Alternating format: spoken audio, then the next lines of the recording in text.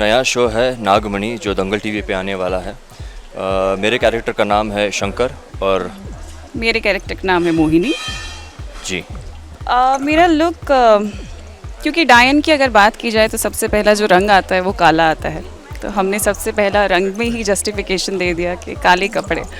और अगर ज्वेलरी की बात की जाए तो थोड़ा एक्सपेरिमेंट किया गया कि थोड़ा कुछ हटके टेलीविज़न से आज तक जितनी डायनें या विचेस दिखाई गई हो तो थोड़ी हमारी डायन डिफरेंट रहे, तो उसके लिए हमने थोड़ा अफ़गानी लुक ट्राई किया ज्वेलरी के तौर पर। और ये थोड़ी गांव वाली बट थोड़ी फैशनेबल, थोड़ी सी हॉट सी डायन है तो जी मेरा हमेशा से रहा है कि जो भी मैं नया काम लूँ वो पिछले कामों से अलग हो और मुझे भी करने में कुछ मज़ा आए। तो ये character I think it is the first time I am doing a fantasy show, तो वो बहुत ही इंट्रिगिंग था मेरे लिए। बहुत एक्साइटेड था मैं इस शो को लेकर, और ख़ास कर जब मैंने पहले 5 एपिसोड्स पढ़े थे, जिस तरह से वेद सर ने इस कैरेक्टर की जर्नी पहले 5 एपिसोड्स में लिखी है, जिस तरह से उसे दर्शाने वाले थे, तो वो मुझे बहुत इंटरेस्टिंग लगा and that's the reason why I took up the show. मैंने इंडीड बिग बॉस से निकलने के बाद 1.5 साल वेट किया है कुछ अच्छा आए। वो इसलिए सिर्फ क्योंकि मेरा एक वो थोड़ा सा फॉर्मेट ऐसे हो गया अभी कि मुझे थोड़े से फाइटर थोड़े से, बिकॉज़ मैं हमेशा नेगेटिव किरदार ही निभाना पसंद करती हूँ। तो मैं कुछ ऐसा वेट कर रही थी, कुछ दिलचस्प आए जिससे मुझे करने में मज़ा आए।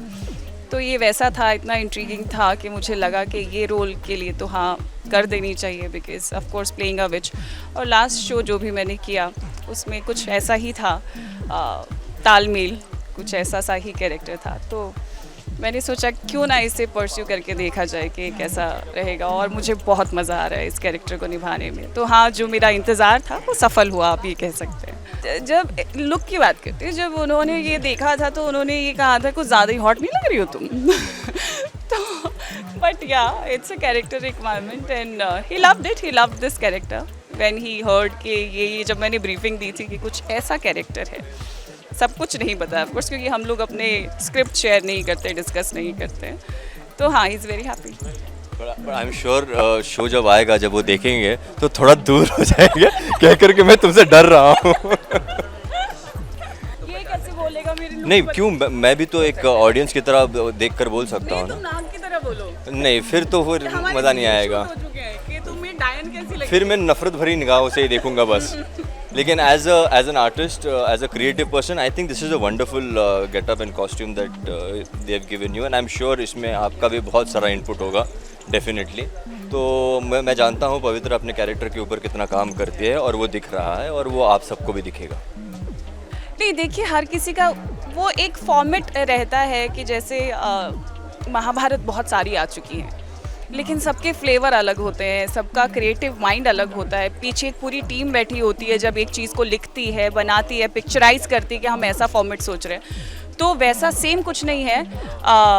नाग नागिन का शो है, लेकिन यहाँ लड़ाई नागमणि की है। आज तक नागमणि के शो नहीं आए, नागिन नाग के आए हैं, तो ये नागमणि का है। और इसकी एक और इंटरेस्टिंग चीज़ बताती हूँ, नाग नहीं आए, नागिन आई है अभी तक अगर आप देखें तो। यहाँ पे नाग और नागिन पहली बार इंट्रोड्यूस हो रहे हैं, वो भी नागमणि के लिए, जिसके बीच में एक चुड़ैल है। तो बहुत ही इंटरेस्टिंग कॉन्सेप्ट है, बहुत मज़ा आएगा। नहीं, मैंने I took almost 15 days to say yes to this character because I was a little apprehensive about it because इस कैरेक्टर के 2 शेड्स हैं, जहाँ पे जब ये चुड़ैल ऐसे नागमणि नहीं ले पाती तो उसको एक घर में घुसना होता है जो नाग का घर है, और वहाँ पे घुसने के लिए उसको एक उनके फादर से शादी करनी पड़ेगी। तो थोड़ा सा होता है कि मैं स्टेप मदर कैसे करूं, बिकॉज लास्ट शो जो मैंने किया उसमें मैं मदर नहीं थी, I was the super villain. तो वो ग्राफ के चक्कर में थोड़ा सा एक डर होता है, कोई भी एक्टर हो। लेकिन आई थिंक अच्छी चीज़ ये होती है कि जब उस डर से ऊपर उठ के आप कदम आगे बढ़ाते हैं, बिकॉज हैं तो आप परफॉर्मर, आप एक्टर हैं, तो आपको निभाना तो पड़ेगा। तो हाँ बोल दिया। मैं बस यही कहना चाहूँगा, पहली बार है जब मैं एक फैंटेसी शो ट्राई कर रहा हूँ, और not just a fantasy but this show is fantasy show backed with a very very solid love story. एक प्यार की गाथा है ये। तो मैं चाहता हूँ कि आप सब इसे देखें, बहुत सारा प्यार दें और इस शो को एक बहुत ही अच्छे ऊंचाई तक पहुँचाएं।